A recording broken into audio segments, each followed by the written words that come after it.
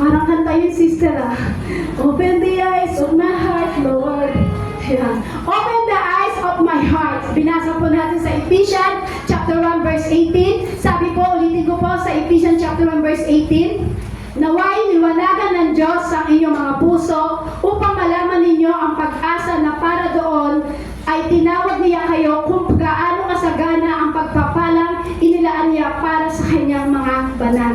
Diyos po ang pagpayang salita. So alam niyo po, napakabuti po ng ating Panginoong Hesus sapagkat sabi nga po ang ating pag-aaralan, open the eyes of my heart. So pwede bang hawakan natin ang ating mga puso, kapatid? At sabihin po natin na open the eyes of my heart. Open the eyes of my heart. Meron po humawak ng puso, tapos sinabi niya, open the eyes of my heart, pero dilat na dilat yung mata. Siyempre dapat, yung parang, tawag doon, yung i-feel mo, di ba? Hawakan mo yung puso mo at sabihin mo sa harapan ng ating Panginoong Hesus, open the eyes of my heart, Lord. Open the eyes of my heart, Lord. Masaya. Ang saya. Ang saya, Lord. Open the eyes of my heart, Lord. Hindi mo pa pwede, Lord, open the eyes of my heart, Lord. Amen? Amen. Ayaw talaga nila. So, siguro po maraming magsasabi sa ating sister, wala namang mata ang aking puso. Meron po ba magsasabi dito, wala namang mata ang aking puso?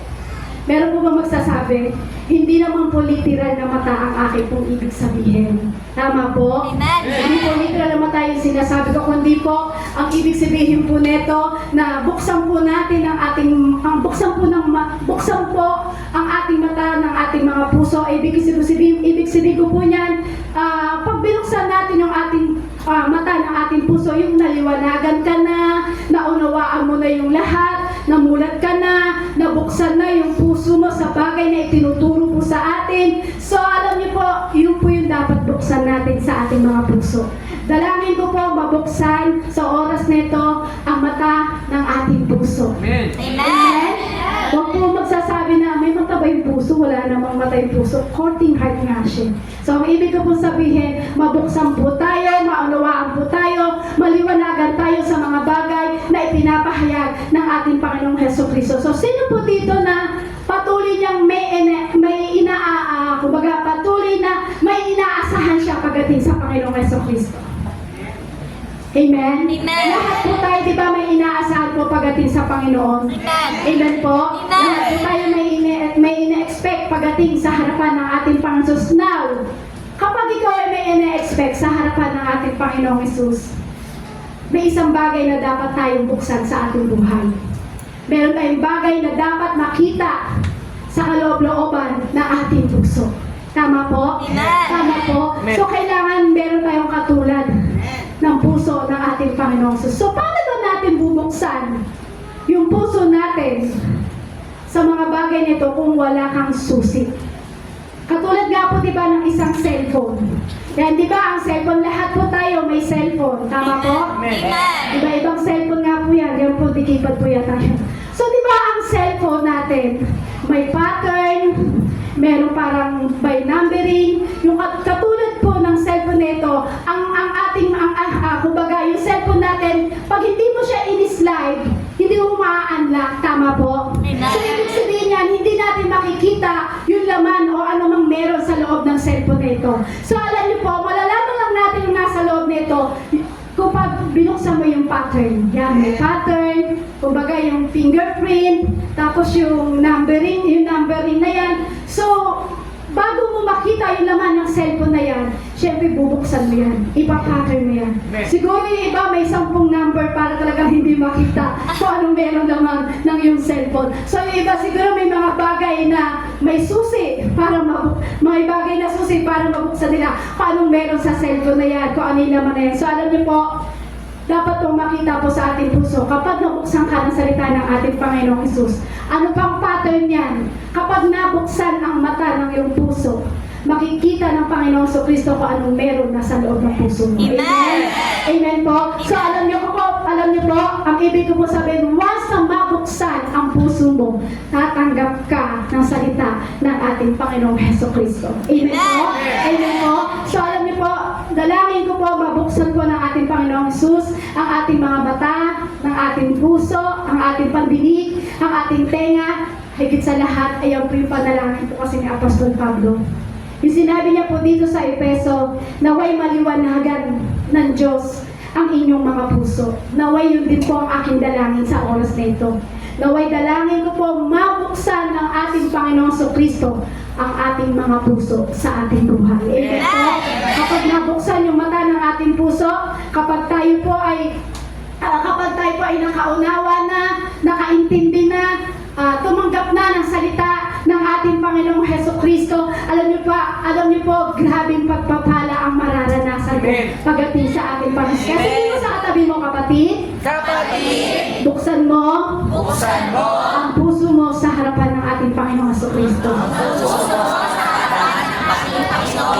Alam niyo po, kapag sarado ang ating puso sa ating harapan ng ating Panginoon, sarado ang ating tenga, sarado ang ating pandinig, sarado ang ating puso, higit sa lahat sa salita ng ating Panginoong Hesus, sinasabi ko po sa inyo, kapatid, hindi ko tayo pagkakalain. Kaya kailangan bukas ang ating puso.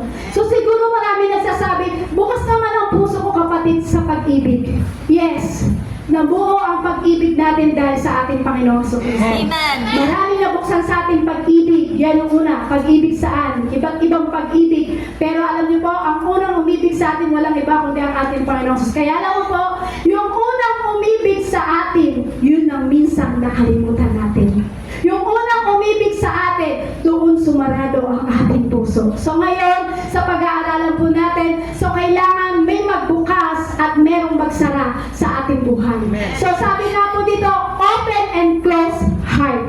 Example po diba, open and close heart. Sabi po dyan, marami po kasi magagawa kapag ang puso ay bukas at ang puso ay sarado. So kapag bukas at sarado ang puso mo, maraming iba't ibang magagawa ito sa ating pamumuhay, kapatid. Amen? Kumbaga, example po diba, ng open, close, and heart.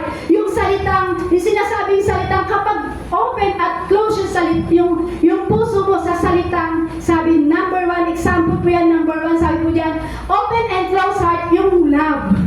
Number one po, sabi po yung love. Kapag sarado pala at open ang puso mo sa love na yan, at sarado ang puso mo pagdating sa salitang love, alam niyo po ba, ang puso po natin ay mabilis madaya.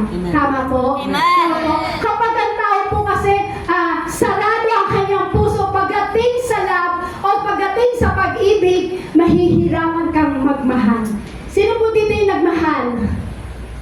Wala po. Wala po bang nagmahal? Yan. Sino po ulit yung nagmahal? Sino po dito yung nasaktan? Malamang maraming magtataas ng kamay dyan. Sa pagmamahal, ang ikli, ang baba ng kamay. Pero doon sa nasaktan, grabe ang taas ng kamay. Ulitin ko po, sino po dito yung nagmahal? May taas na ng kamay. Sino po dito yung nasaktan? Ay, nakataas din. Pantay. Yan. Sige po. So, ibig ko po sabihin, kapag ang puso mo ay sarado, pagdating sa love, kapag ang puso mo ay bukas, pagdating sa love, alam mo ba, kapatid, hindi natin alam kung anong pwedeng mangyari sa bagay na yan. Kapag sarado o pag sarado ang puso mo o kaya bukas ang iyong puso, hindi natin alam kung anong pwedeng mangyari. So, alam niyo po ba, kapag bukas kasi ang puso mo, yung love dumadaloy. Amen? Talagang mamahalin mo siya, talagang yung love ipaparamdam mo. Parang tayo, na pinaramdam na Heso Kristo ang love niya sa atin. Di ba? Hinayaan niya siya ay mapako sa krus. Bakit po? Dahil sa iyo. Dahil mahal ka ng Lord. Mahal ka ng Lord. Kaya kahit alam niya siya'y mamamatay dun sa krus, na kahit alam niya na siya'y mapapahamak, siya'y pahihirapan dun sa krus, pero mahal tayo ng ating Panginoong Hesus. Tiniis niya yun. Amen. Tiniis niya yun, nasaktan ang ating Panginoong Heso Kristo. Bakit po? Pinili niya kasi dahil bukas ang kanyang puso sa pagmamahal sa atin. Kapag naman ikaw ay nasaktan, di ba sarado ang ating puso? Sino ba yung nasaktan? Marami po. Amen. Lahat po tayo nasaktan sa pagmamahal. Pero alam niyo po, ang pagsarado naman daw ang puso mo sa love, marami kang hindi pagkakatiwalaan. Tama po? Kapag sarado daw po ang puso natin pagdating sa love, hindi na tayo muling magmamahal. Sino po dito yung nasaktan tapos hindi na muling nagmahal? Ay, nagtaas. Ay, sino po yun? Yan. Di ba? Yung nagmahal ka, pero nasaktan ka dahil sa sobrang sakit na naranasan mo, sinarado mo na yung puso mo pagdating sa pag-ibig. Tama po? Tama po ba? Ay, hindi. Lahat sila open. Praise God. Kasi ang Diyos, bakit po? Kahit tayo nagkaroon ng kasalanan, kahit tayo paulit-ulit nagkasala sa Panginoon, nasaktan natin ng Diyos. Pero ang pagmamahal ni Jesucristo, kailanman hindi nagsarado para sa'yo. Amen? Amen? Kaya sabi ko ng iba, kapag daw po nasaktan ang puso, kapag daw dinurog o pinukpok ng martilyo ang puso, hindi daw muling magmamahal. Pero ang Diyos natin, grabe kong magmahal. Kaya kapatid, huwag mo isasara ang puso mo pagdating sa pag-ibig. Lalong-lalo na sa pag-ibig natin pagdating sa ating Panginoong Jesucristo. Amen? Huwag kang magdududa sa mga bagay na ipinadadama sa iyo ng ating Panginoong Jesucristo. Kasi alam niyo po, kapag ang isang tao ay open siya sa pag-ibig, open siya sa love, yung love na, salitang love na yan, open siya. Di ba kahit anong sakit na ginawa ng tao sa iyo, yayakapin at yayakapin mo pa rin. Bakit? Kasi alam mo na kailangan niya ng love. Parang ikaw, kapatid. Parang ako. Parang tayong lahat. Grabe yung sakit na nilagay natin sa Panginoong Jesucristo, pero alam niyo, pilit pa rin po tayo niyayakap ng ating Panginoong Jesucristo. Kasi mahal na mahal po tayo ng ating Panginoon. So, kailangan po yung love pagdating sa ating buhay. Kailangan yung love sa ating buhay na kailangan niyan po yung dumalog. So, pangalawang example po, kapag open and closed heart daw po, kailangan sa pangalawang example, kailangan open tayo sa forgiveness. Sino po dito yung nag-forgiveness? Yung nagpatawad na? Sabi niyo po yan ha, nakikita mo kayo ng Lord. Sino po dito yung nagpatawad na? Yes, thank you Lord. Sabi po dyan, kailangan open ang ating puso sa pagpapatawad. Sis, parang ang hirap naman yun, sister. Parang ang hirap naman yun, sister, na yung parang sinarado mo na yung puso mo pagdating sa salitang forgiveness. Pero, kailangan pa rin natin magpatawad eh. Di ba sabi ko nga po kayo na tinatanong sa inyo, sino yung nasaktan? Kasi kapag nasaktan ka, nasasarado ang ating puso pagdating sa pagpapatawad. Tama po? Amen. Parang tingin ko maraming hindi nagpatawad. Parang tingin ko po parang, sabi niya, grabe yung ginawa sa akin, sister. Hindi mo alam kung ano ginawa niya sa akin. Parang ganun yung dating yung nangungusap ng inyong mga mata. So alam niyo po, kahit ano pa yung nangyari sa nakaraan mo, kahit gano'ng kasakit yung nangyari sa nakaraan mo, kahit gano'ng kahirap yung nangyari sa yung nakaraan, pero kailangan mo pa rin mag-forgiveness eh. Kailangan mo pa rin magpatawad eh. Amen? Kasi tayo nga po, di ba, nangako tayo lagi sa Lord, Lord, di na ako magkakasala, Lord, di ko nagagawin to. Pero paulit-ulit yung ginagawa natin, pero paulit-ulit ka rin pinapatawad ng ating Panginoong Jesucristo. Amen? So alam niyo po, kailangan hindi sarado ang ating puso pagdating sa pagpapatawad. Kasi, sabi nga po diyan, pag open ang iyong puso sa pagpapatawad, kahit gaano kasakit, ibibigay mo yung pagmamahal sa Kanya. Yayakapin at yayakapin mo pa rin siya at patatawarin mo siya. Pero, kapag ang puso mo ay sarado pagdating sa pagpapatawad, kahit anong gawin pagmamakaawa sa Inyo, kahit anong gawin ng pagsuyo sa Inyo, sarado na yung puso mo sa pagpapatawad. So, kailangan ang puso daw po natin bilang isang Kristiyano, kailangan ay open o bukas sa pagpapatawad pagdating sa mga tao na nagkasakit po sa atin. Amen? So, siguro marami nagsasabi, pinipili, hindi mo kasi alam, sister. Kung alam mo lang, kung ano ginawa sa akin yan, kung anong gano'ng sakit ang ginawa sa akin yan. Take note, mas masakit pa po ba yung ginawa sa yung sakit ko sa dinanas ni Jesucristo sa krus? Diba mas masakit po yun? Pero ang Diyos nagpatawad. Amen. Huwag mo sasabihin, ang hirap naman magpatawad, sister. Hindi po. Kapag bukas ang puso mo sa pag-ibig sa Panginoon, hindi ka mahihirapan magpatawad. Amen? So, kumbaga sinasabi mo kasi ng iba, parang may naalala lang po ako. Sasabi nila, yun ang ligaw sa akin, hindi po ako kumbaga yung may narinig po ako, yun ang ligaw sa akin, tapos pinangakuan niya ako ng ako'y pakakasalan niya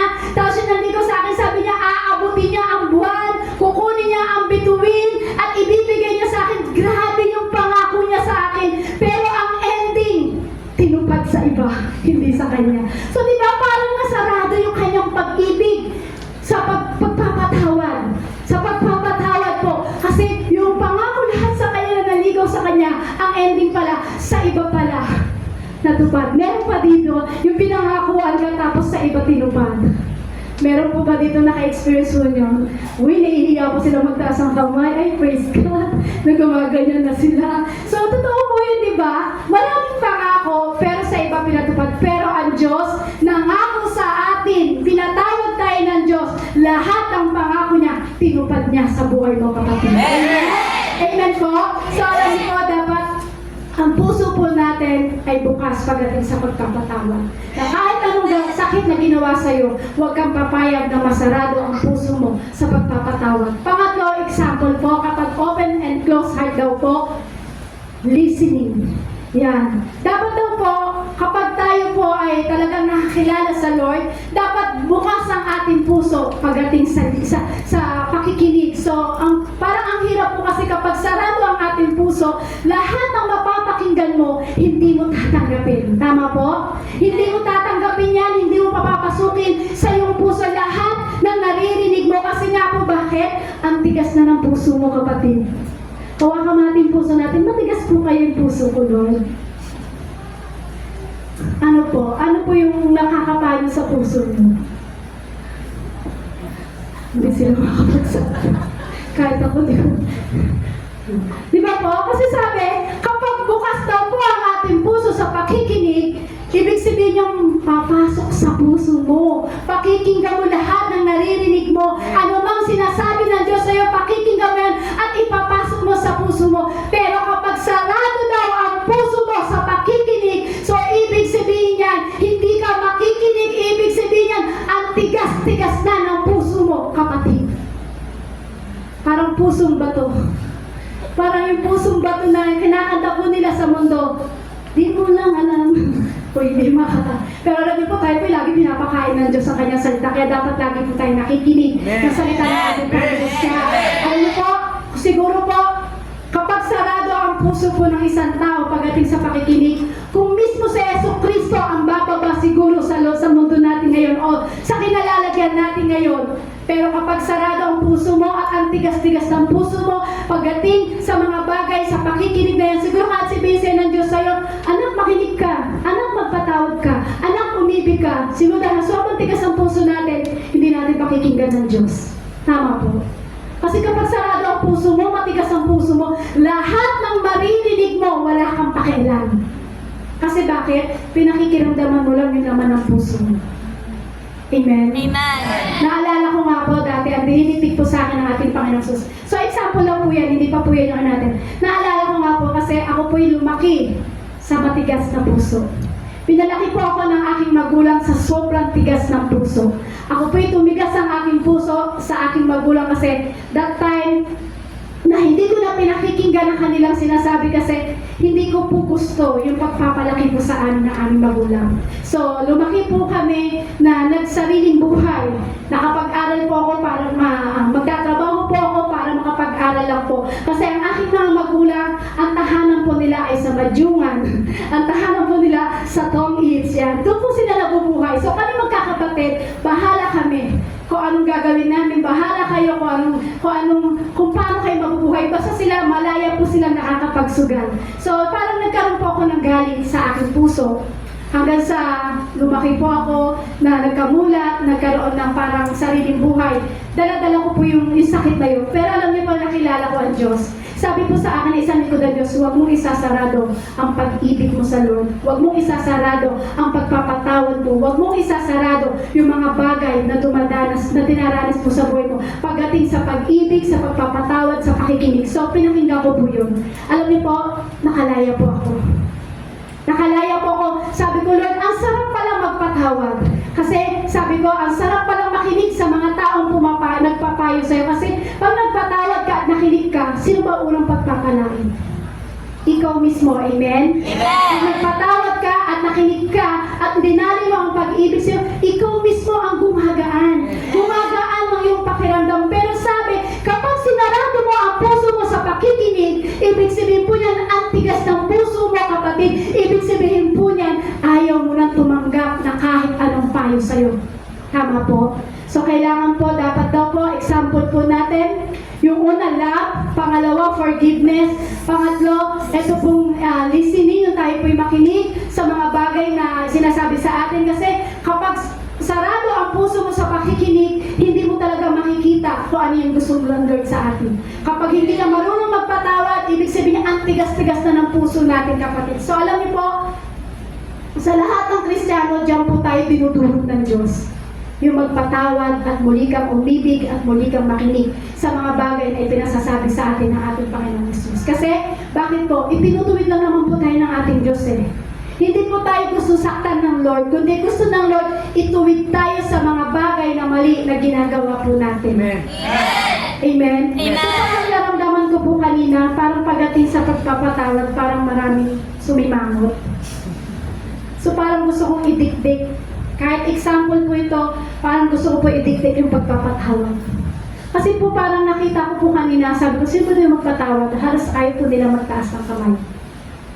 Alam mo po kapatid, kailangan mong magpatawad. Amen. Kasi pinatawad ka lang naman ng Diyos eh. Amen? Pinatawad ka lang ng Diyos, kaya sino tayo para hindi magpatawad? Amen. Sino ka? Ano pagmamalaki mo sa ating Panginoong Jesucristo? Sa harapan ng Diyos, isa ka lang naman pinatawad ng Diyos. Amen.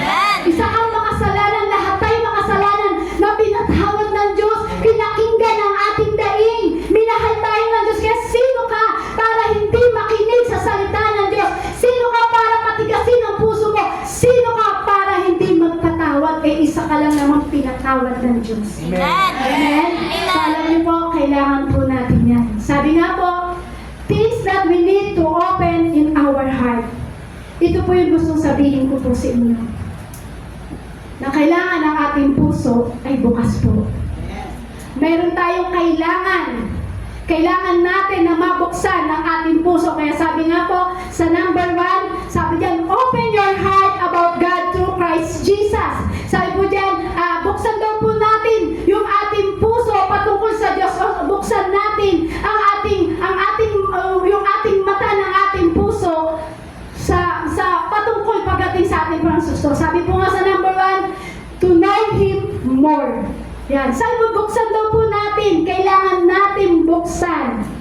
Kung kanina pinabubuksan sa atin na tayo magkaroon ng love.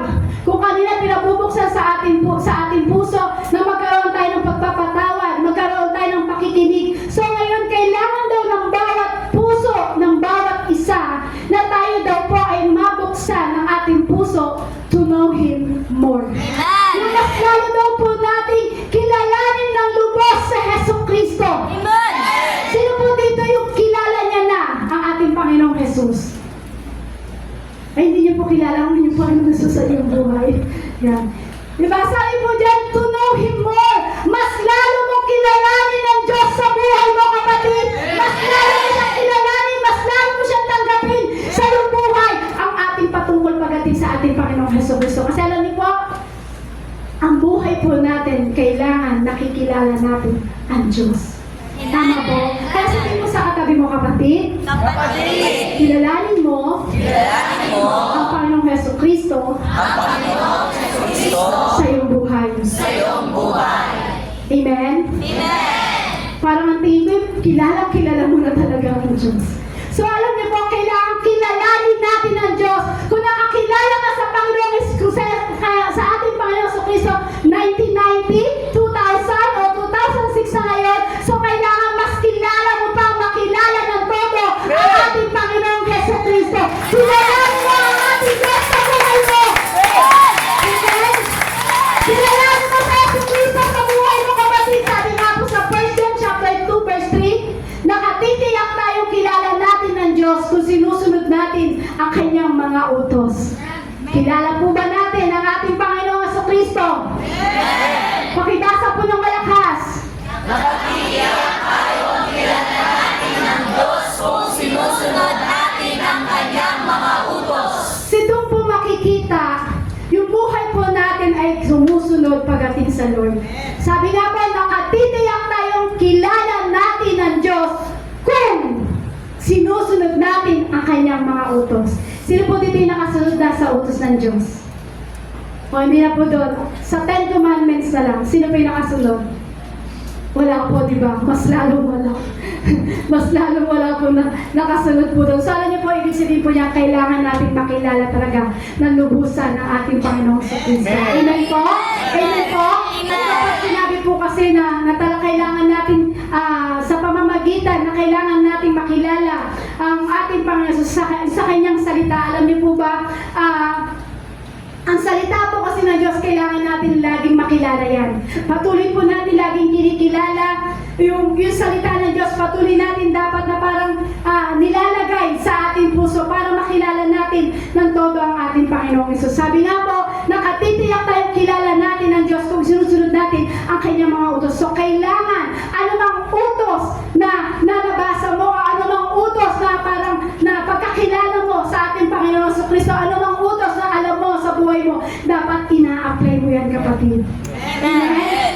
Dapat yung salita ng Diyos na nakikilala mo, dapat ina-apply mo yan sa buhay mo, kapatid. Kaya sabi nga, to know Him more, mas lalo mong kilalanin at mas lalo mong i-apply sa buhay mo. Yung mga utos na nalalaman mo na pinaghagawa ng Diyos sa iyo. So, alam niyo po, kailangan po natin yan. Kailangan natin yung salita ng Diyos, kung ano yung pangako na narinig mo, kung ano yung utos na narinig mo, kailangan mas lalo mong ina-apply. Amen. Amen? Yung nga lang po, simple sabi, huwag ka nang malate. So, ibig sabihin niya, hindi po natin nakikilala ang Diyos. Sorry po, bato-bato sa langit, sabi nga po, di ba? Ang tamaan ay huwag magagalit. Kasi maraming late. So, kailangan daw po, kapag kilala mo ang Diyos, kailangan sinusunod natin ang kanyang mga utos. Amen po? Sabi nga po dyan, to know Him you more. Mas lalo natin kilalanin ang ating Panginoong Hesus Kristo. Sumunod po, sabi po dyan, open your heart about God through Christ Jesus. Pangalawa po, sabi po dyan, na kailangan na i-open natin, kailangan natin buksan ang ating puso. Sabi po dyan, to love Him more. Mas lalo natin siyang mahalin ng lubusan. Mas lalo natin mahalin ng lubusan ang Diyos sa pinaglilingkuran mo, kapatid. Sabi niya, kailangan natin mabuksan sa ating puso na mas lalo natin siyang mahalin. Diba na, una po sabi po, di ba nung una natin, mas lalo natin siyang kilalanin, sinusunod natin ang kanyang utos, ina-apply natin sa ating buhay. Pero ngayon po, kailangan daw po buksan sa ating puso at buksan natin sa ating buhay na mas lalo nating mahalin ang Diyos na buhay na pinaglilingkuran mo, kapatid. Amen? Sino po hindi nagmamahal sa Diyos? Yes, kung hindi ka nagmamahal sa Diyos ngayon, di wala ka ngayon sa kinauupuan mo. Dahil nandyan ka, mahal mo ang Diyos. Kaya lamang po, meron lang po ipinararating ang Lord sa atin. Alam natin, mahal natin ang Diyos. Alam natin sa sarili natin, nagmamahal ang Diyos, nagmamahal ka sa Diyos, nagmamahal ka sa lahat ng tao. Pero merong bagay na kailangan natin buksan pagdating sa Lord. Alam mo, mahal mo ang Diyos, pero minsan sarado ang puso natin sa mga bagay na yan. Kilala mo ang Diyos, mahal mo ang Diyos, sinasabi mo, mahal ko sa Yesu Kristo, siya yung Diyos, siya yung Diyos na pinaglilingkuran ko, siya yung Diyos sa mga pangyarihan. Yes, kilala natin siya sa salita. Pero pagdating na i-apply sa ating buhay, na-apply po ba natin? Pag sinabi, to love Him more, mas lalo mong mahalin ang Diyos. Kapag minahal mo ang Diyos ng todo sa buhay mo, kapatid, syempre susunod ka sa mga bagay na inuutos ng Lord. Sabi nga po dito, we love because He first loved us. Sabi po sa 1 John chapter 4 verse 19. Magagawa natin mahalin ng Diyos dahil siya ang unang nagmahal sa atin. Tama po? Magagawa mong mahalin ng Diyos kasi alam mo siya yung unang nagmahal sa atin. Pero ang tanong, siya ang unang nagmahal sa atin. Kapag ikaw ba ay hindi pinagpala ng Diyos, mamahalin mo pa rin po ba siya? Sabi nga po ni Sister Dixie kanina, 10 years na daw hindi kumakain ng kanyang anak. Pero tingnan niyo po, binubuhay ng ating Panginoon sa Kristo. Bakit po? Kasi alam niya ang Diyos ang unang nagmahal. So kapag minahal ka ng Diyos, hindi ka niya pababayaan. Tama po? Tama po. Sabi nga po nila, ang Diyos ang unang nagmahal. Hindi yung nanay mo, hindi yung tatay mo, hindi yung anak mo, hindi yung asawa mo, hindi yung mahal mo sa buhay. Walang ibang unang nagmahal sa atin, walang iba kundi ang ating Panginoong Kristo. kundi yung Diyos. Sabi niya, we love because He first loved us. Ang Diyos ang unang nagmahal sa'yo, kapatid. Ang Diyos ang unang umibig sa'yo, kapatid. Kaya mo mamahalin ng Diyos kasi alam mo siya yung unang nagmahal sa'yo. Tama po. Amen. Pero niyo po dapat maunawaan po natin, tayo po lamang ay unang minahal ng Diyos. Amen? Amen. Tayo po yung unang minahal ng Diyos sa pamamagitan ng ating Panginoong Hesukristo. Minahal tayo ng Diyos nang ibinigay niya ang kanyang buhay at siya nagpapako sa akin. Sabi nga po dito, God loves you. He loved you yesterday. He loves you tomorrow. He loves you always regardless if you mess up. Ano po ba ibig sabihin ng regardless if you mess up? Kahit po ba, kumbaga ano po ibig sabihin po yung regardless if you mess up, kahit pa tayo ay magkapalpak-palpak sa harapan ng ating Panginoong Hesukristo, kahit nagkamali man tayo sa harapan ng ating Panginoong Hesus, kahit sa harapan ng Diyos tayo paulit-ulit na nagkakamali, pero alam niyo po, kailanman hindi nagkulang ang Diyos sa iyo. Pero kahit tayo paulit-ulit na nagkukulang pagdating sa ating Panginoong Hesus, alam niyo po, sasabihin ko po sa inyo, katabi mo pa rin ang Diyos at mahal na mahal ka. Amen. Kaya ulitin ko po, ibig sabihin mo ng regardless if you mess up, na kahit ay puro mali ang nagawa natin sa Lord, sa harapan ng ating Panginoong Hesus, kahit tayo po'y nagkukulang o nagkakamali pagdating sa harapan ng ating Panginoong Hesukristo, alam niyo po ba, kahit tayo paulit-ulit na magkasala pagdating sa Panginoon, paulit-ulit din sinasabi sa inyo ng Lord, anak, mahal kita. Anak, nasa tabi mo lang ako. Anak, mahal kita.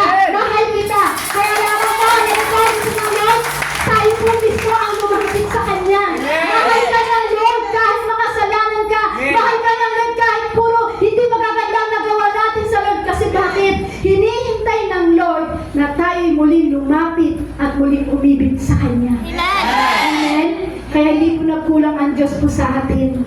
Amen. Kaya sabihin mo rin sa katabi mo, kapatid, Kapatid, mahal ka ng Diyos. mahal ka ng Diyos.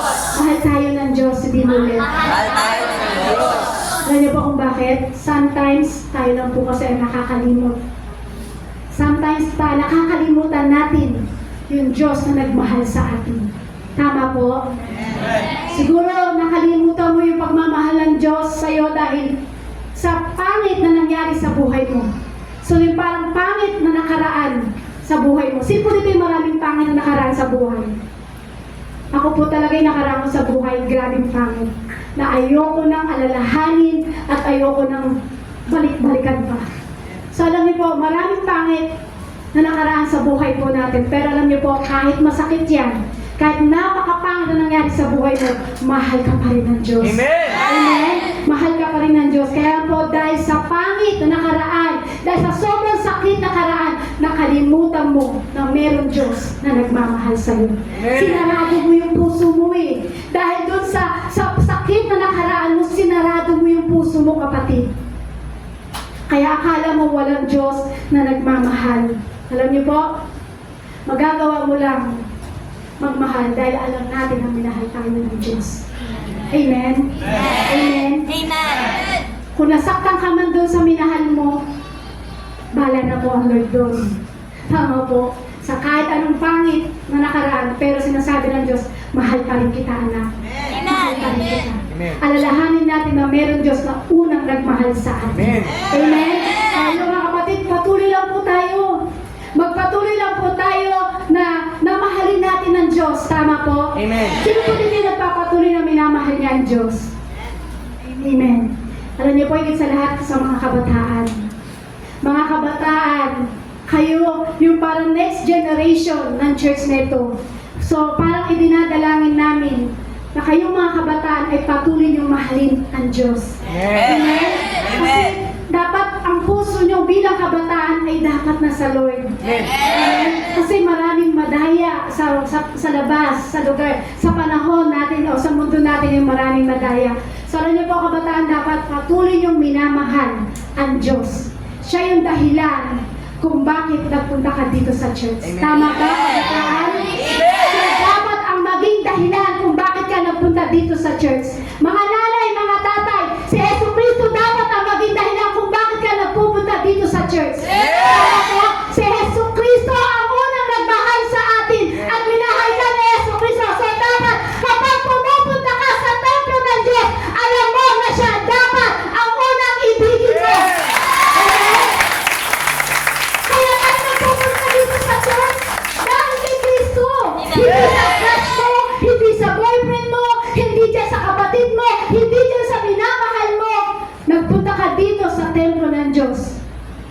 siya ay purihin at taglingkuran. Amen. Amen? Amen. Kaya ka nagpunta dito sa church para purihin at paglingkuran ng Diyos, hindi sa anumang bagay. Amen. Amen. Meron po ba dito nagpunta lang sa church? Ay, mag-church ako kasi nakita ko si Crush. Meron po bang ganon? O kaya meron nagpunta dito sa church, pupunta ako sa church kasi sisingilin ko si sister. Meron po. Diba? Hindi ka nagpunta dito sa templo ng Diyos sa mga anumang bagay na yan. Nagpunta ka dito para purihin at parangalan ang ating Panginoon sa kaya patuloy tayo naglilingkod sa Lord. Mas lalo mo siyang mahalin. Mas lalo mo mahalin ang Diyos. Amen po? Mas lalo natin mahalin ang Diyos. Yes. Salamat, merong ministry na tayo kinalalagyan sa buhay po natin ngayon. Amen? Amen. Yes. Kumbaga, salamat. Meron tayong ginagawa pagdating sa paglilingkod sa Panginoon. Pero alam niyo po, ang dapat na maging dahilan sa pagpunta mo sa church na ito, walang iba kundi ang ating Panginoon sa Amen. Siya ang dahilan kung bakit ka pumupunta dito. Amen. Siya ang dahilan kung bakit ka nagtataas ng kamay. Amen. Siya ang dahilan kung bakit ka nagpupuri sa Panginoon. Kasi Amen. bakit? Mahalin mo ang ating Panginoon sa Kristo. Mahal na mahal ka ng Diyos. Sa dapat mahalin natin sa Yesu Kristo. Amen. Yes, marami tayong ginagawang ministry dito. Pero alam niyo po, dapat hindi yun ang maging focus natin para tayo ay pumunta sa church na ito. Kaya tayo pumupunta sa church na ito para dahil kay Yesu Kristo na umibig sa iyo ng lubusan. Amen. Amen? Amen po? Amen. Kailangan ang puso natin ay bukas sa pagmamahal kay Yesu Kristo. Huwag na huwag mong isasarado ang puso mo pagdating kay Yesu Kristo. Kasi, bakit po? Kasi si Yesu Kristo lang naman yung unang nagmahal sa atin. Kaya bakit mo isasarado ang puso mo sa Diyos? Dahil ba meron kang dinanas na hindi maganda? O dahil punong-puno ka ba ng utang? O dahil punong-puno ka ng kaguluhan sa tahanan? So parang yung pag-ibig mo sa Lord ay sinara mo na. Huwag kapatid. Kaya ka nagpupunta sa church na ito, sa templo ng ating Panginoong Hesus, kundi dahil sa Kanya. Amen. Amen? Amen. Dahil sa Kanya na siya'y nagmahal sa atin. So dapat iparamdam natin ang pagmamahal natin sa ating Panginoong Hesus Kristo. Amen. Amen? Sabi nga po, sumunod, open your heart about God through Christ Jesus. Sabi po dito sa number 3, to serve Him more. Mas lalo tayong maglingkod sa Kanya. Nang una, sabi po, to To know Him more. pangalawa, Love Him more. pangatlo, to serve Him more. Mas lalo tayong maglingkod sa ating Panginoong Heso Kristo. Amen. Sabi po dyan, our commitment to love and serve God. Kailangan daw po, mas lalo natin paglingkuran ng ating Panginoong Heso Kristo. Amen? Ayan. Sabi niya, our commitment to love and serve God. Sabi mo, mas lalo daw po natin paglingkuran ang ating Panginoong Heso Kristo. Mas lalo daw po tayong lumalim sa paglilingkod pagdating sa ating Panginoong Heso Kristo. Amen. Ulitin ko po, our commitment to love and serve God. Ibig sabihin po niyan, hindi po serve God, hindi po safeguard serve God. Natutulong lang po ako. Sabi niya, our commitment to love and serve God. Mas lalo tayong lumalim sa paglilingkod sa ating Panginoong Heso Kristo. Amen? Kaya lang po, minsan nakakalungkot po mga kapatid. Kapag tumatagal na ang isang Kristiyano, inabot na ng ilang taon sa church, inabot ka na ng dekada. Yan, yun, dekada na, hindi na taon, no? Dekada na. So, ibig sabihin po yan, alam niyo po, feeling niya parang ang dami-dami niya ng alam. Ganun po ba yung feeling natin? Yung parang ang tagal mo na sa church, taon na yung binilang sa'yo, dekada na yung dumaan sa'yo. Parang ang feeling siguro nila parang ang dami na nilang alam. Yung feeling na parang ang dami-dami na nilang alam pagdating sa ating Panginoong Kristo. Hindi po, di ba? Wala po talagang nakakakilala ng todo, Lord. Kasi kung kakilala natin talaga ng todo ang Lord, our commitment to love and serve God. Mas lalo kang lalalim sa paglilingkod pagdating sa ating Panginoon sa Kristo. Amen? Amen. Siguro po maraming feeling na parang, yung feeling na pag matagal ka na sa church, feeling mo marami ka nang nagawa. Sino po dito yung marami nang nagawa sa Diyos? Sino po dito yung marami nang grabing pinaglingkuran niya ang Diyos? Wala po, di ba? So yung po yung sinasabi sa atin ng Lord, mabuksan sa ating puso na tayo mas lalong maglingkod sa Lord, mas lalong magmahal sa Lord. Amen. Amen? Amen. Mas lalo natin siyang kilalanin kasi kahit anong tagal mo sa church, kahit ilang taong ka na nakakilala sa Lord, kung wala naman tayong sinusunod at hindi tayo lumalalim sa paglilingkod sa Diyos, hindi natin masasabi marami tayong nagawa. Uulitin ko po, sino po dito yung nagsasabi na marami na siyang nagawa? Feeling niya marami na siyang nagawa. Wala po, di ba? Kalabitin mo yung katabi mo. Sabihin mo, kapatid, wala pa tayong nagagawa. Ulitin mo, idiktik mo sa kanyang kapatid, wala pa tayong nagagawa sa harapan ng Diyos. Wala pa tayong nagagawa, kapatid. Kaya ito yung panahon na mas lalo mong paglingkuran ang Diyos na nagbibigay ng buhay sa iyo. Amen?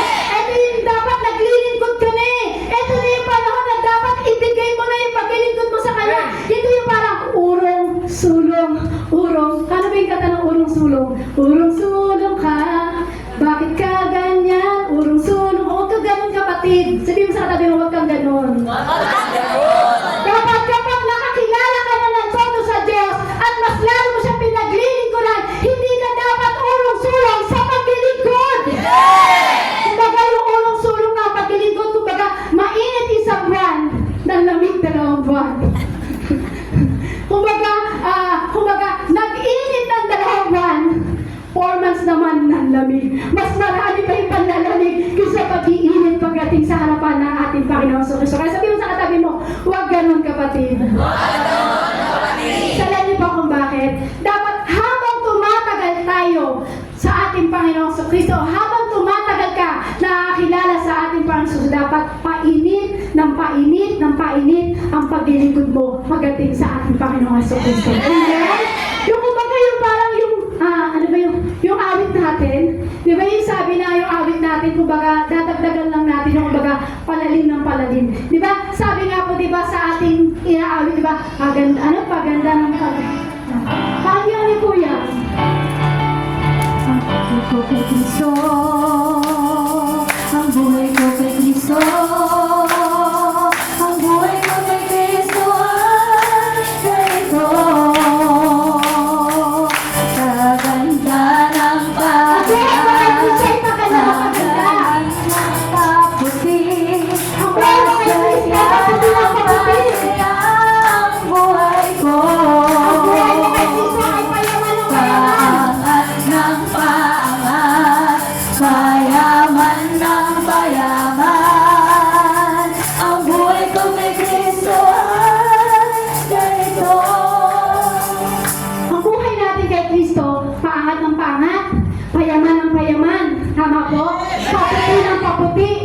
Amen kayo Sabi po, ang buhay natin sa Diyos ay payaman ng payaman, paputi ng paputi. Pero ang tanong, sabihin mo sa katabi mo, kapatid, palago ka ba ng palago? Palalim ka ba ng palalim? Ano po sabi? Diba? Ang buhay mo kay Kristo ay payaman ng payaman. Ang buhay mo kay Kristo ay paangat ng paangat. Ang buhay mo kay Kristo ay paganda ng paganda. So dapat our commitment to love and serve God, palalim ng palalim. Ang palalim mo ang Yesu Kristo. Amen? Amen po? Dapat umataas ang level ng paglilingkod mo sa Diyos. Amen. Tuloy ka dapat naglilingkod pagdating sa ating Panginoon. Kasi sabihin mo rin sa katabi mo, kapatid, ano man pinagdadaanan mo, ano man kalagayan, na nangyari sa buhay mo, maglingkod ka ng todo sa Diyos. Kasi hindi kasi pwede na lalago ka sa Panginoon tapos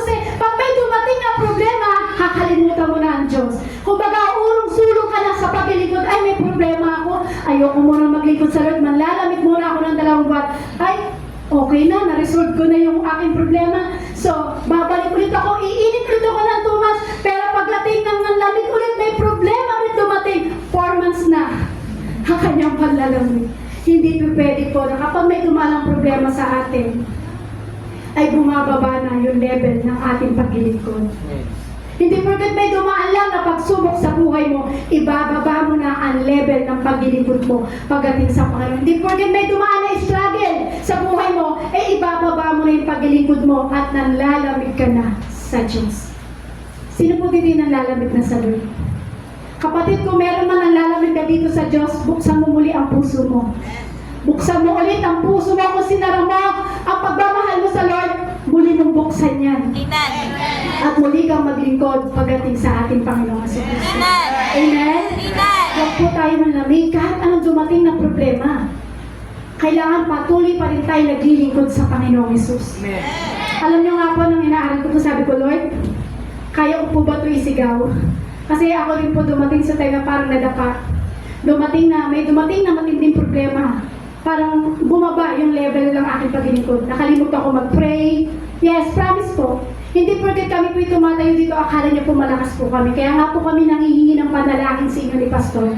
Kailangan namin ng panalangin niyo, kapatid. Kasi hindi po kami titigilan ng kaaway hanggat hindi niya kami napapabaksak. Pero alam niyo po, nang dumating po ako sa problema, naranasan ko po yun. Nanlamig po ako, dahil merong matinding nangyari sa aking buhay. Nanlamig po ako, halos hindi po ako makapag-pray. Gusto ko gumising ng madaling araw. Hindi ako makagising ng madaling araw. Gusto ko magbasa ng Bible. Hindi ako makabasa ng Bible kasi parang walang pumapasok sa akin. Kasi bakit? Matigas yung puso ko at wala akong pinakikinggan. Bumaba yung level ng aking paglilingkod. Pero alam niyo po, dahil meron tayong Diyos na pinakikinggan at meron tayong lingkod ng Diyos na pinakikinggan, yung bumaba na level ng paglilingkod mo, dahil nakinig ka sa lingkod ng Diyos at nakinig ka sa salita ng Diyos, muling umiinit ang level ng iyong paglilingkod. Amen. So kapatid, kahit ang dumating na struggle sa buhay mo, huwag bababa ang level sa paglilingkod mo pagdating sa Lord. Kahit ano pa yan, kahit masakit pa yan, huwag mong ibababa ang level ng paglilingkod mo at huwag kang manlalamig sa ating Panginoong Kristo. Amen. Amen? Amen. Kasi alam niyo po, kaya ko po sinasabi po sa inyo yan, alam niyo po, ito pong parang naalala ko po itong isang lingkod ng Diyos na dumating sa buhay niya yung sobrang sakit na nangyari sa buhay niya. Grabe yung struggle, yung nangyari sa kanyang buhay, grabe yung kanyang pinagdaanan. Sobra po talaga yung kanyang pinagdaanan. Halos hindi po biro yung pinagdaanan ng lingkod na ito. Alam niyo po, hindi ko po nakita, never kong nakita ang lingkod ng Diyos na ito.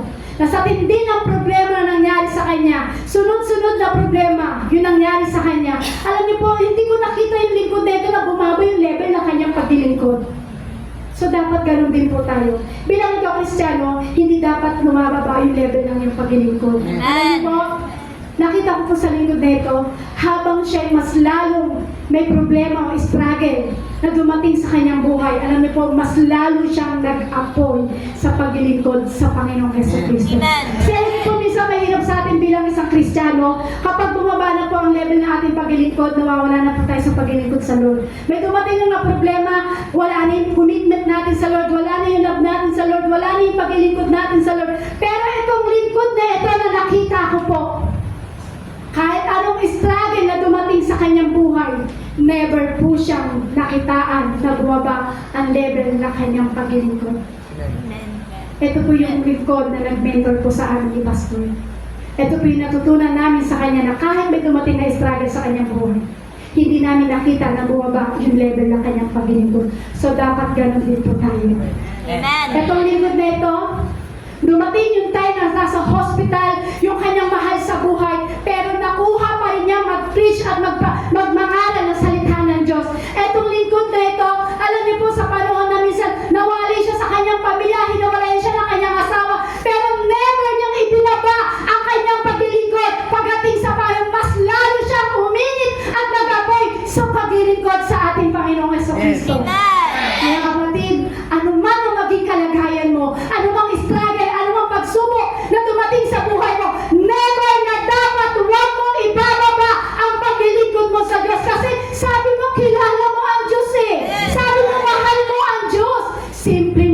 bagay lang na walang bigas, walang masaing, walang pera, bumaba na yung level ng paglilingkod mo pagdating sa harapan ng ating Panginoong Hesus.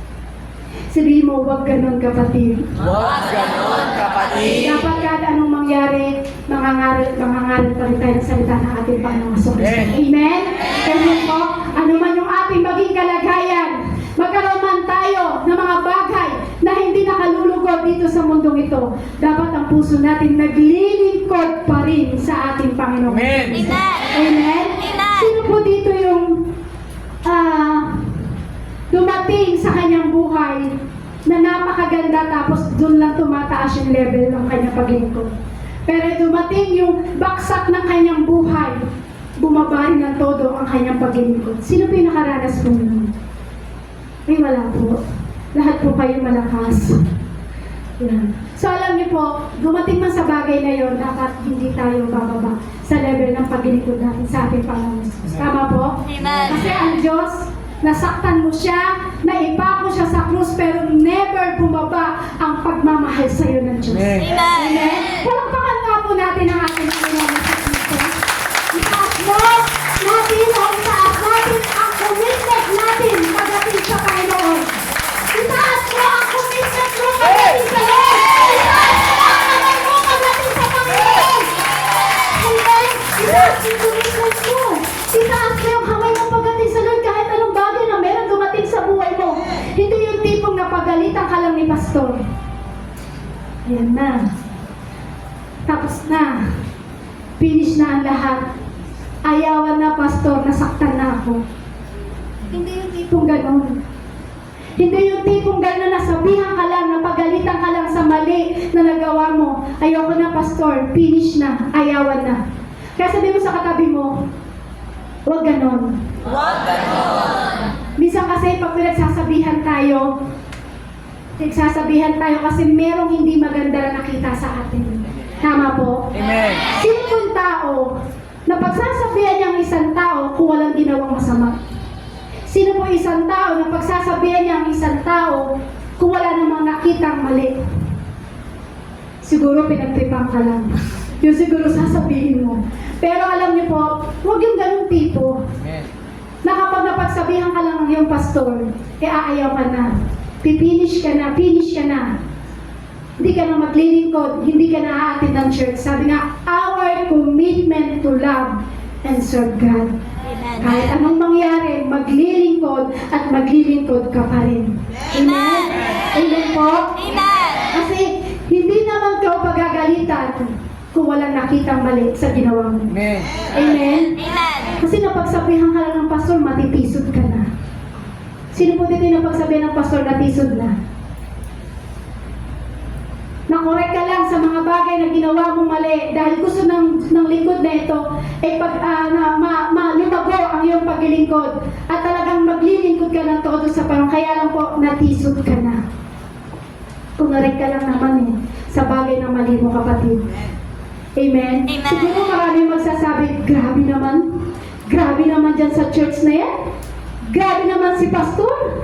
Grabe si pastor magsalita. Kung meron man dito sa oras to, I rebuke you. Amen? Amen. In Jesus' name.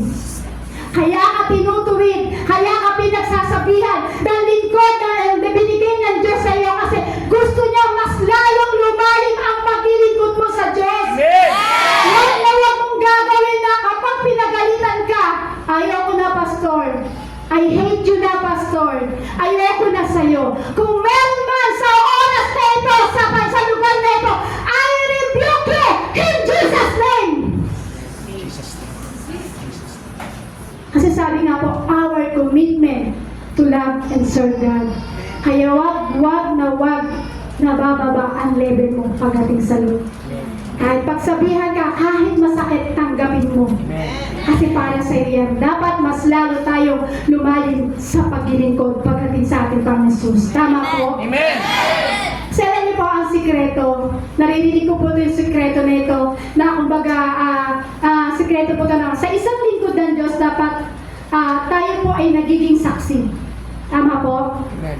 Tayo po ay saksi doon sa mga lingkod ng Diyos na ibinigay po sa atin. So alam niyo po, may nagme-mentor po sa atin. Hindi porket asawa ko po si Pastor itinataas ko po. Hindi po. Ito po kahit tignan niyo po yung aking pag-aralan, talaga pong kasama po ito sa preaching. So alam niyo po, kasi kailangan po our commitment to love and serve God.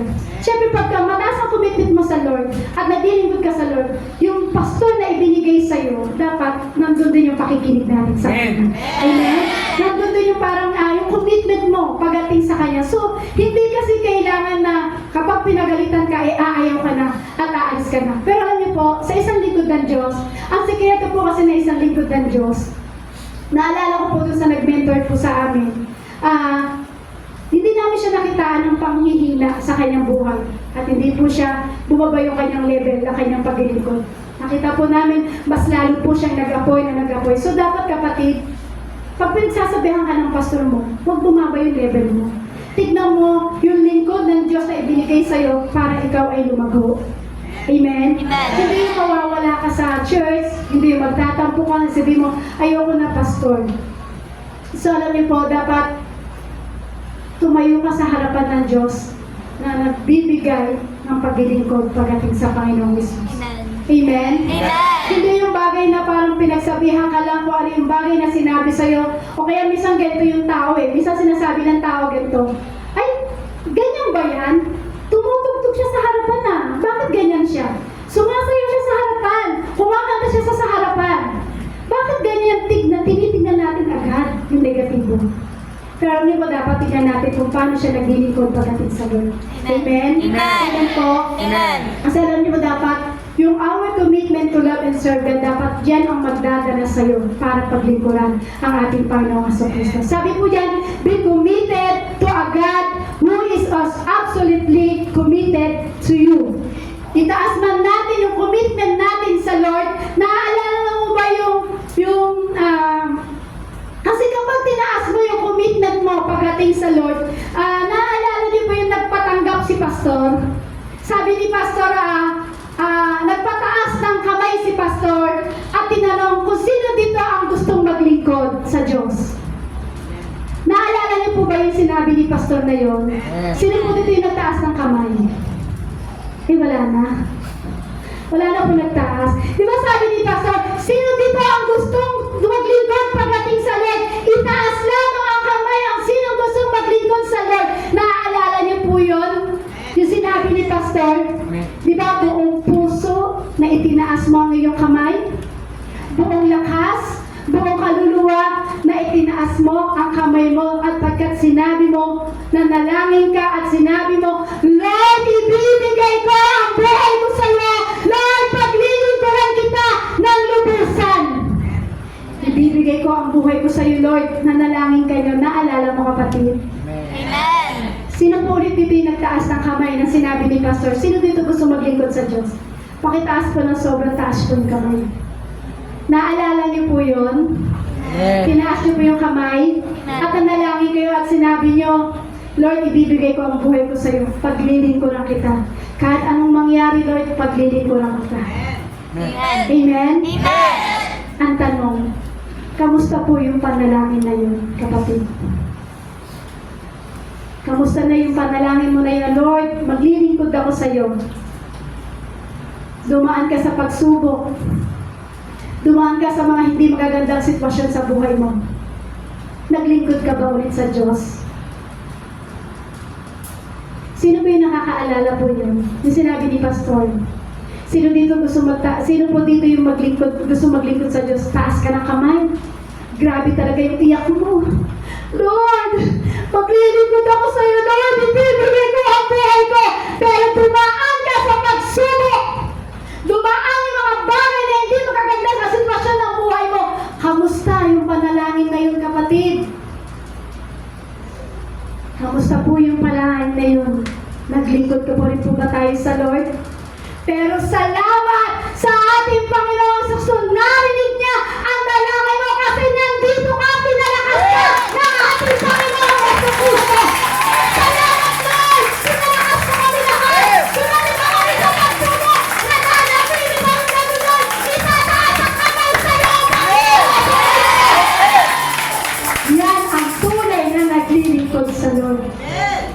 Ang tanong, naglingkod ka ba ng todo pagdating sa Diyos?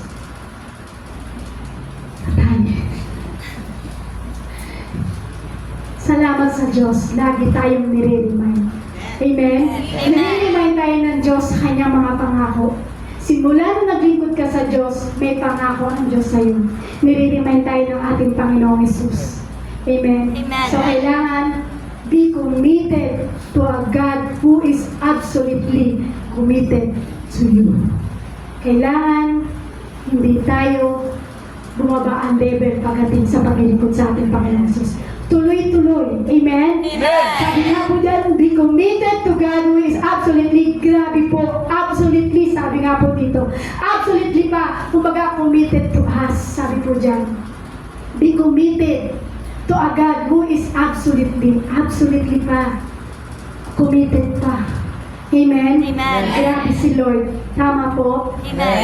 Grabe si Lord, kapatid. Kaya itaas mo ang kamay mo sa harapan ng ating Panginoong Hesukristo. Magpatuloy ka sa paglilingkod. Amen? Magpatuloy ka. Ano mang bagay na nangyari sa buhay mo. Tuloy pa rin ang paglilingkod sa Lord. Amen? Kahit anong mabigat pa yung pinagdaanan mo, kapatid, tuloy-tuloy pa rin. Huwag na huwag bababa ang kamay mo sa paglilingkod at pagtaas ng pangalan ng ating Panginoong Hesukristo. Amen. Tingnan mo yung katabi mo. Nakangiti lang yan. Tama po? Tingnan mo kung gano'n siya katamis ngumiti. Sige, tingnan mo yung katabi mo. Ano po ba yung ngiti niyan? Courting heart? Dahil heart day? Nakangiti lang yan, kapatid. Pero kung titignan mo yung puso niyan, may mabigat na pinagdadaanan niya. Tama po? Amen. Tignan mo ulit yung katabi mo. Nakangiti lang yan, di ba? Pero deep inside, baka grabe na yung talagang dinadanas niya. Baka grabe na yung pinagdadaanan niya. Baka halos umayaw na nga po sa paglilingkod eh. Meron po ba dito? Nakangiti ka dito pero deep inside, parang ang daming pinagdaanan, parang halos umaayaw ka na, parang sinasabi mo, ayoko nang maglingkod. Meron po ba dito? Kung meron po dito, pinapalakas ka ng Diyos. Maglingkod ka na maglingkod pagdating sa ating Panginoong Hesukristo. Kasi ang salita ng Diyos ay nagpapalakas sa atin. Amen? Ano din po, humingi din po kami ng panalangin sa inyo. Kasi patuloy po kami, syempre, hindi po kami incented po dyan na parang hindi kami dumadanas ng pagsubok. Mas lalo po kami dumadanas ng pagsubok kasi syempre po kami po ay nagtuturo ng salita ng ating Diyos at nangangaral po ng salita ng ating Panginoong Sus. Pero alam niyo po, dalangin po namin, huwag po kami panghinaan. Yun po yung hinihingi po namin sa inyo. Sama niyo po kami sa panalangin niyo na patuloy po kami i-cover ng ating Panginoong Kristo. Pero salamat sa Panginoong Isus. Salamat sa grace ng ating Panginoong Isus kasi nagagawa natin yung tungkulin natin sa Kanya. Kaya sabi niya, be committed to a God who is absolutely committed to you. Magpatuloy ka lang sa paglilingkod mo sa ating Panginoong Isus, kapatid. Amen? Parang katulad po, di ba, ng isang agila. Ang isang agila, di ba po, ang isang agila, ano po ba yung ginagawa ng isang agila? Di ba, mas lalo po siyang lumilipad pataas. Tama po? Amen. Meron po ba nakakita ng agila lumilipad pababaksak? Siguro po pag kumukuha siya ng kakainin niya. Pero itong agila na to, parang tayo to eh. Na dapat na kahit dumadaan ka sa bagyo ng iyong buhay, kahit sabihin mo ikaw ay dumadaan sa mga bagay na struggle sa buhay mo, dapat mas lalo kang lumilipad at lumilipad pataas sa paglilipad sa ating Panginoon sa Kristo.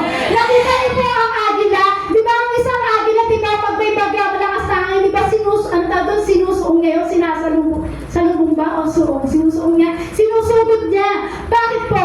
Kasi alam niya na kaya niyang lumipad. Amen. Amen? Kaya habang sinusungay, malakas na ulan, malakas na bagyo, malakas na hangin, pero kumasabay-sabay lang siya sa hangin. Amen? Bilang ikaw na may commitment sa Lord, bilang ikaw ay nakakakilala sa Panginoon, ano mang pagdaanan mo, katulad ng isang agila,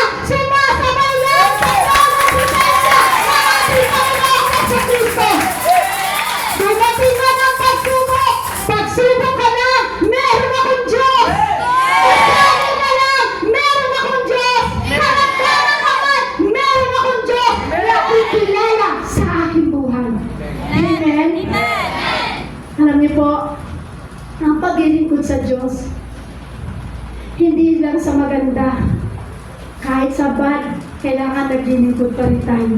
Amen. Amen? Amen. Yan po dapat yung pagiging pag-uugali natin. Ano po ba yung sabi ng mundo? Sabi niya,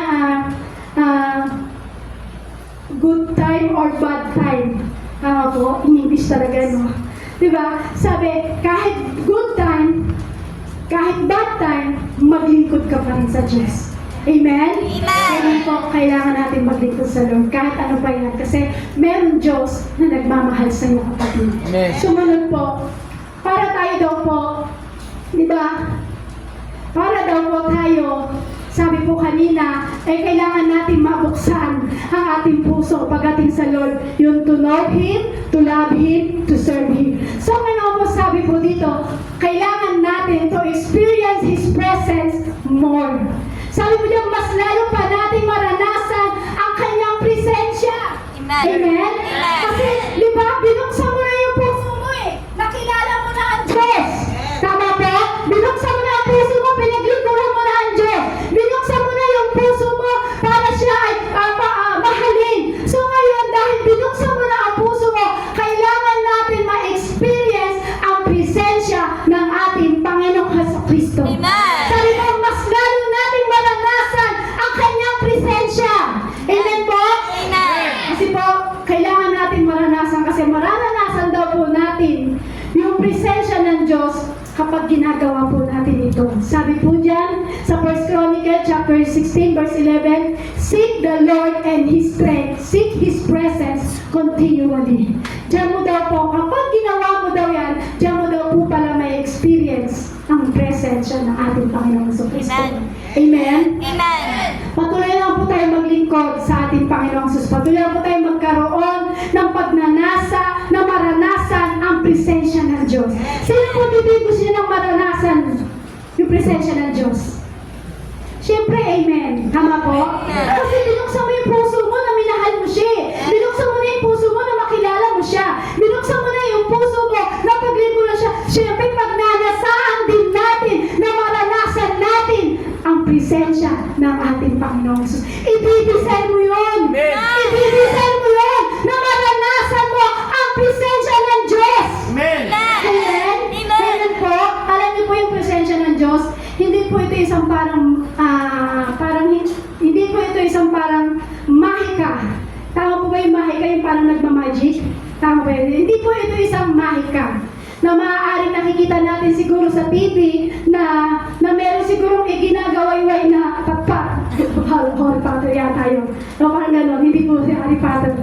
Yan. Diba? Yung may sting na gano'n na parang akala mo may ginagawa. Pero alam niyo po, para maranasan po natin talaga ang presensya ng Diyos, simple lang pong salita.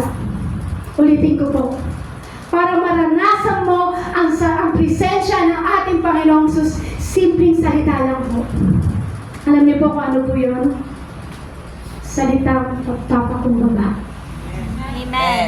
Para maranasan mo ang presensya ng Diyos, dapat may pagpapakumbaba ka, kapatid. Maranasan mo ang presensya ng Diyos kung may kakumbaba ang loob ka. Kasi hindi mo maranasan ang presensya ng Diyos kapag mataas ka. Amen. Kapag ang ihabang-ihabang ng puso mo, kapag ang ihabang-ihabang mo sa harapan ng Diyos, never mo mararanasan ang presensya ng Diyos. Pero pag may kababa ang loob ka sa harapan ng Diyos, mararanasan mo ang grabing presensya ng ating Panginoong Jesucristo. Simpleng salita, pagpapakumbaba. Sabihin sa katabi yung pagpapakumbaba. Simpleng salita, mararanasan mo yan. Yung presensya ng Diyos. Kasi bakit po? Maraming hindi po kasi nakakaranas ng presensya ng Diyos. Bagamat siguro nag-church, bagamat nakikinig naman ang salita ng Diyos. Pero alam niyo po kung bakit hindi nila nararanasan ang presensya ng Diyos? Matigas pala yung puso. Kaya pala hindi natin nararanasan ang presensya ng Diyos. Matigas pala yung puso. Yung puso pala ay mayabang. Pero alam niyo po, kapag ang puso natin ay marunong magpakumbaba, sasabihin ko po sa inyo, hindi natin kailangan na mabulaklak na panalangin para maranasan ang presensya ng Diyos. Amen? Amen. Yung simpleng salita sa Diyos, Panginoon, nagpapakumbaba po ako sa inyong harapan. Patawarin niyo po ako pinagkasala sa aking mga kasalanan. Hayaan niyo po na maging totoo po ako sa inyong harapan. Simpleng salita, mararanasan mo ang grabing presensya ng ating Panginoong Heso Kristo. Lord, patawarin mo ko, Lord, sa aking kasalanan. Huwag na huwag mong isasarado ang puso mo pagdating sa salita ng Diyos. Kasi kapag sinarado mo ang puso mo sa salita ng Diyos, never mo mararanasan ang kanyang presensya. Amen? Amen. Amen po. Amen. Alam niyo po kapatid, kapag ginawa niyo po yan, sigurado mararanasan niyo po ang presensya ng ating Panginoong Heso Kristo. Amen po. Amen. Pero kapag kabaliktaran po niyan, na parang pinayabang natin ang ating puso, malabo natin mararanasan ang presensya ng ating Panginoon Jesus. Maging sa Word of God, wala ka ng pake. Kapag matigas na ang puso mo, sinarado mo na ang puso mo sa salita ng Diyos, maging ang Word of God na yan, tutulugan mo na lang yan. Amen? Tingnan mo yung katabi. Kung kailang Word of God, saka pinipikit yung mata. Tingnan mo ulit yung katabi. Kung kailang Word of God, saka pinipikit ang mata. Sabi mo sa katabi mo, kapag Word of God, Kapag word of God, bilat. bilang. Alam mo, sabi po ng iba sa mundo, sabi niya, kapag inggit, pikit. Tama po. Kapag inggit, pikit daw. Pero dito, kapag Word of God na, sasabihin mo sa katabi mo, dapat kapag Word of God, bilat ka! Kapag word of God, bilang ka. Bakit gano'n, sister, kapag Word of God, parang inaantok na ako? Sabihin mo sa katabi mo, gising. Gising. Gising. Gising. Alam niyo ba kapag Word of God, dapat po talaga ginagawa natin talaga gising na gising tayo para maranasan mo ang presensya ng ating Panginoong Heso Kristo. Amen? Amen po? Amen? Huwag mong papayagan na ipinipikit ka ng kaaway. Kasi alam niyo po kapag Word of God talaga, kapatid, kapag Word of God po, ang ginagawa ng kaaway, pinapaypayan yung mata.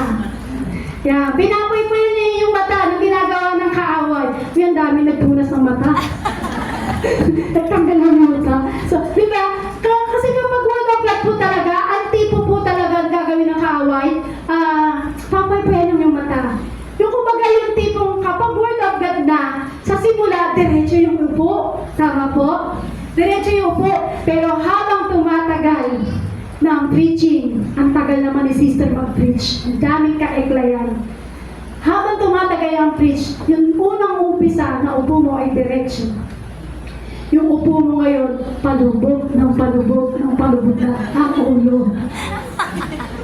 Sabi mo sa kanila, yung kapag Word of God, bilat dapat. Kapag word of God, bilang dapat. Kasi kailangan din kasi natin yung kabanalan eh. Amen? Dapat ang kabanalan ng Diyos o yung presensya ng Diyos, hindi dapat tinutulugan. Amen? Kasi dapat maging matalino tayo kay Satanas. Kasi bakit? Taktika ng kaaway yan eh. Patutulugin ka niya. Papaypayan niya talaga yung iyong mata para hindi mo maranasan ang presensya ng ating Panginoong Heso Kristo. Patutulugin ka talaga ng kaaway. Sino dito gusto patulugin ng kaaway? Ulitin ko po. Sino po dito gusto patulugin siya ng kaaway? Ayaw niyo po. Kalipitin mo yung katabi mo. Sabi mo, Hoy! Gising! Hoy! Gising!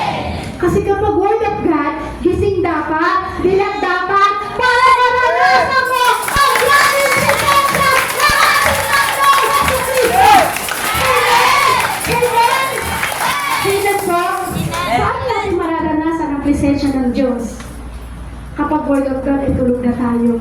Sino po dito magsasabi, naranasan ko, sister, ang Word of God, pero tulog ako. Meron po ba magsasabi yun? Wala po, diba? Parang ganito po yan. Di ba kapag eat all you can, gising na gising ka kasi kain ka ng kain. Tama po? Amen? Amen. Pero yung pagkain ng espiritu natin, tinutulugan natin. Tama po? Kapag eat all you can, gising na gising ka. Bilat na bilat ka. Pero yung pagkain na kailangan ng espiritu natin, tinutulugan natin.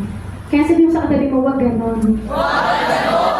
Di mo kailangan gising tayo para maranasan natin ang grabing presensya ng ating Panginoong Hesukristo. Amen? Dapat kasi ang pagkain ng ating espiritu, dapat gising na gising. Kapag pinapakain mo ang iyong kaluluwa ng salita ng Diyos, gising na gising na gising na gising ka.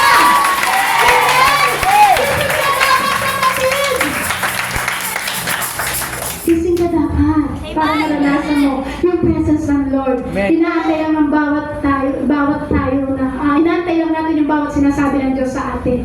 Kasi dapat pinapakita natin yung action natin. Amen. Di ba pag sinabing, gusto mo ba maranasan yung presensya ng Lord? Yes, Lord! Gusto ko maranasan yung presensya mo!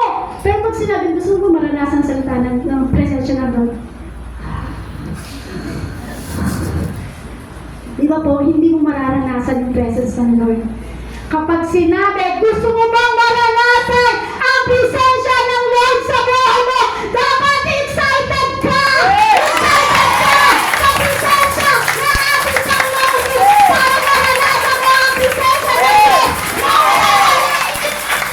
Harap ka lagi sa presensya ng Diyos para maranasan mo ang presensya ng Diyos! Excited ka! Mahayaw ka sa salita ng ating Panginoon sa Kristo! Amen? Amen. Sabi nga po, para maranasan mo ang presensya ng Diyos, kailangan ma-open tayo sa bagay na ito. Open your heart by listening and obedience. Para maranasan mo daw po ang presensya ng Diyos, open your heart by listening and obedience. Obedience is easy if we know how to listen. If you love me, you will keep commandments. Sabi po dyan, kapag bukas na po ang ating puso sa pakikinig at nang bukas ang ating puso sa pagsunod, kumbaga, yung nabanggit po natin kanina, sabi po, di ba, sabi po, obedience is easy. Tama po? Sabi yung obedience is easy, madaling sumunod. Kapag bukas ang ating puso, madaling sumunod pagdating sa pakikinig sa salita ng ating Panginoon. Kaya sabi nga po, di ba kanina, kahit sino ang mangaral dito, kahit sino po yung mangaral po dito, kahit sino po yung nagpipreach po dito, so dapat bukas ang ating puso, bukas ang ating tenga sa ating pakikinig sa salita ng ating Panginoong Hesus. Amen? Amen. Dapat huwag mong aayawan ang salita ng Diyos. Dapat tanggapin mo, dapat buksan mo yung puso mo sa pakikinig at pagsunod sa salita ng ating Panginoon. Kasi bakit po? Para maranasan mo gawin presensya ng Lord, dapat bukas ang puso mo sa pakikinig. Dapat bukas ang puso mo sa pagsunod pagdating sa ating Panginoon Jesus. Kasi dapat daw po, ang Word of God dapat daw po talaga ay pinakikinggan po natin. Amen. So, sino po dito yung alam niya na kailangan niyang sumunod sa Lord? Lahat po tayo, amen? Amen. So, sino po dito yung alam niya na kailangan may mabago sa kanya? Lahat po tayo, di ba? Tama po. Amen. Yun naman po pala. Alam niyo po pala na kailangan natin sumunod sa Lord. Alam naman po pala natin na kailangan natin may mabago sa atin. Yun naman po pala. Alam naman po pala natin. So, dapat meron mabago sa ating buhay. Tama po? May mabago sa atin. Dapat patuloy kang nakikinig na salita ng ating Panginoon. Ito po yung mga bagay na dapat naririnig natin. Amen. Ito yung mga bagay na dapat naririnig mo. Dapat matuto tayong sumunod. Amen. Amen? Dapat open. Bukas yung puso mo sa pakikinig. Bukas ang puso mo sa pagsunod. Kasi doon mo lang daw mararanasan ang presensya ng ating Panginoon. Sabi nga po dito, hindi sapat na may napakinggan ka lang, napakinggan lang. Dapat mayroon kang pinakikinggan. Sabahin po natin, basahin po natin sabay-sabay. Hindi sapat na may napapakinggan ka lang. Dapat mayroon kang pinapakinggan. Kailangan po natin yun eh. Kasi totoo lang po, sa internet, sa social media, marami tayong napapakinggan. Tama po? Amen. Amen? Amen. Amen? Marami siguro na napakinggan ka, na bless ka. Marami siguro napakinggan ka sa internet o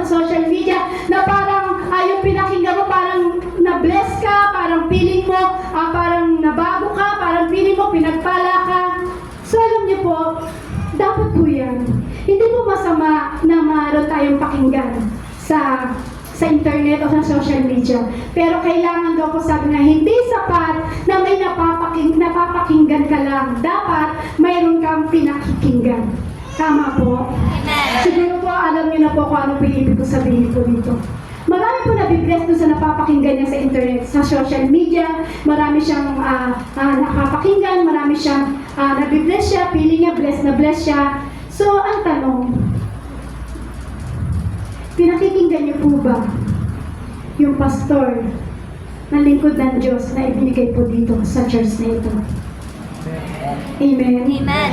Kasi ito po yung masakit. Ito po yung masakit. Buong preaching ng pastor natin, buong preaching ng Sunday, naririnig mo, blessed na blessed ka. Nagtaas ka ng kamay, with matching tumatalon-talon ka pa kasi blessed na blessed ka. Buong preaching ng Sunday ng pastor mo, naririnig mo. Pero niyo po ang masakit, ang katapos-tapusan, makikita na yung pastor ang post mo sa iba. Hindi ko po sinabing masama na makinig ka ng ibang preaching. Hindi masama kasi may napapakinggan ka sa social media o sa internet. Nabibless ka. Pero ang tanong, merong lingkod ng Diyos na ibinigay sa'yo para pakinggan mo. Amen? Amen. Merong Diyos na ibinigay sa'yo ng lingkod ng Diyos para ito ay napapakinggan mo, kapatid. Amen? Buong preaching niya Sunday na napakinggan mo, bless na bless ka, with magic talong pa, with magic, hallelujah! Praise the Lord! Pero katapos-tapusan, kapatid, makikita ng iyong pastor o ng mga kapatiran, iba ang pinupost mo. Nasaan na yung word of God na tinanggap mo sa church na to?